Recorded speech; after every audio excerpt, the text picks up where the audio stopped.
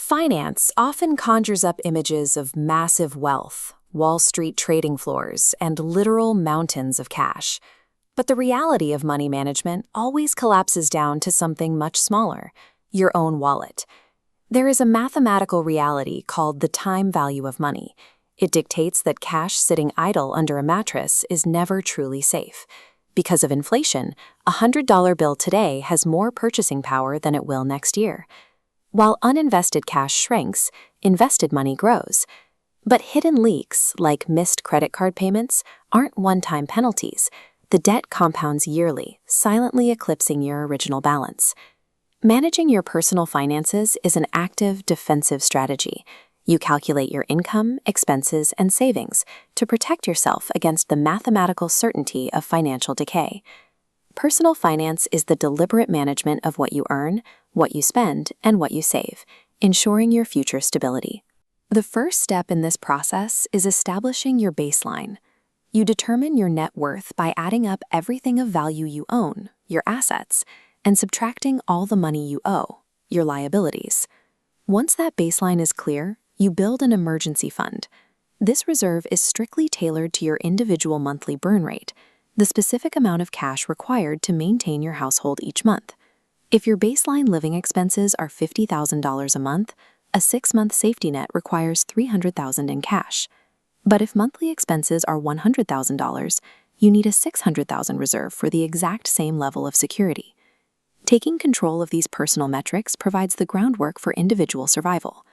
This exact same logic applies to running a multi-million-dollar empire.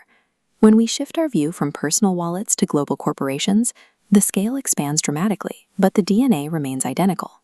Corporate finance simply uses a different vocabulary for the exact same survival mechanisms.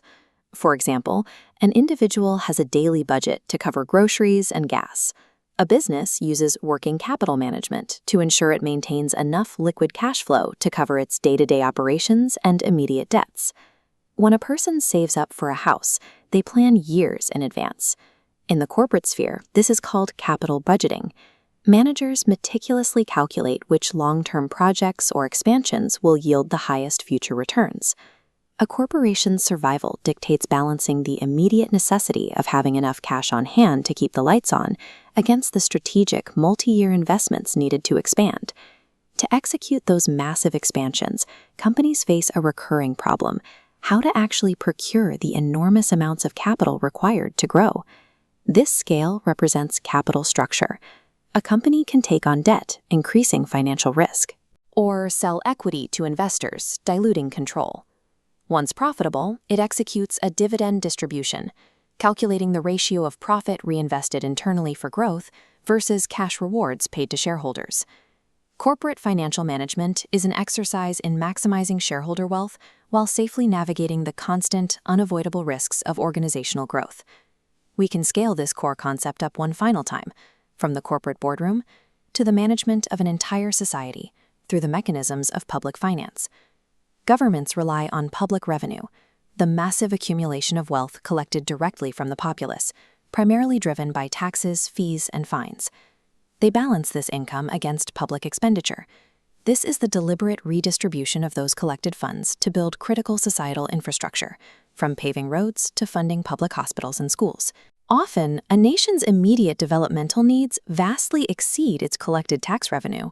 When this happens, governments rely on public debt, securing massive loans from international financial institutions like the World Bank to cover the shortfall.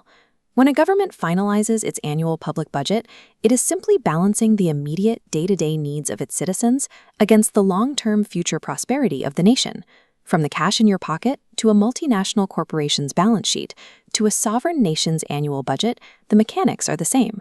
Whether you are calculating the size of your personal emergency fund, managing a company's working capital, or financing public infrastructure, the goals and the logic remain identical. Understanding the time value of money at the personal level introduces you to the same principles of risk and growth that dictate the movement of the global economy. Finance serves as a universal language for survival, growth, and the pursuit of long-term control over the future.